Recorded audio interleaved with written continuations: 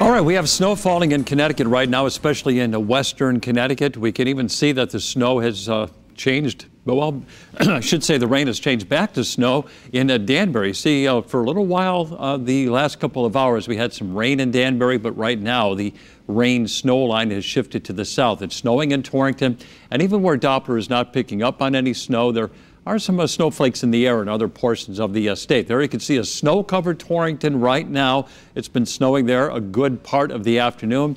Over Hartford, there's been a few flakes in the air, but nothing to stick. And in New Haven, temperatures are in the upper 30s right now, so that's where we're going to see a minimal accumulation. In fact, New Haven is 39, Bridgeport is 38, and so is Groton. Meanwhile, Hartford is 35, but just to the north, Windsor Locks is 27, and we're still in the 20s over Litchfield County. This is the part of the state where we're going to see the greatest accumulation of snow, and Danbury, where it's snowing now, it's 34 degrees. And you can see that Windsor Locks has a wind out of the north, keeping the cold air in place, but the wind has shifted to the southeast in Hartford, and much of the state has a wind out of the east-southeast, which is a good indication that some milder maritime air is trying to make its way into at least parts of the state right now. So you can see snow into western Connecticut that will become steadier statewide this evening, and parts of the state will transition over to rain.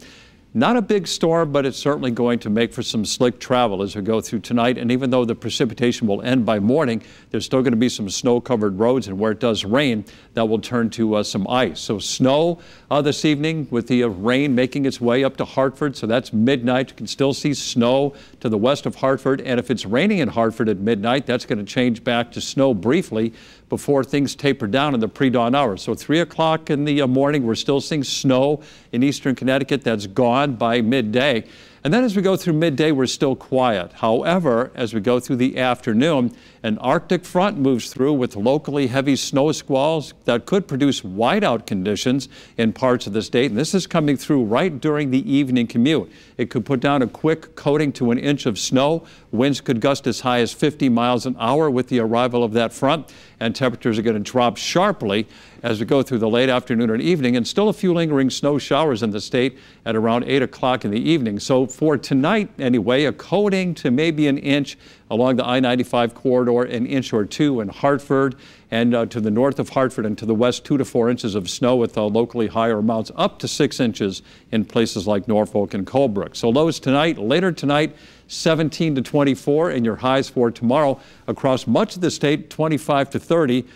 But by this time tomorrow, temperatures are going to really be dropping. So there's 5 o'clock tomorrow, upper teens in the Litchfield Hills, 20s across much of the state. By midnight, we're going to see temperatures drop into the single digits in many areas and near zero in the Litchfield Hills. And by Thursday morning, it's going to be mighty, mighty cold, bitterly cold, with temperatures in Hartford around zero, single digits along the I-95 corridor, and below zero in places like Torrington, Salisbury, and perhaps even Enfield as well. And we're talking about wind chills, too, that will be anywhere from 10 below to 25 below. We'll talk more about that in about 10 minutes. But here's your 7-day forecast. Thursday, a bitterly cold day. Friday will start to moderate a little bit with a low of 2 and a high of 23. Then Saturday, Groundhog Day, all the way up to near 30 and 40 or higher on Sunday. And look at next week. 48 Monday, we could pop into the 50s on Tuesday with a chance for some rain in the morning. And for the shoreline tomorrow, a high of 30, but plummeting temperatures in the afternoon and evening. All right, thank you, Bruce.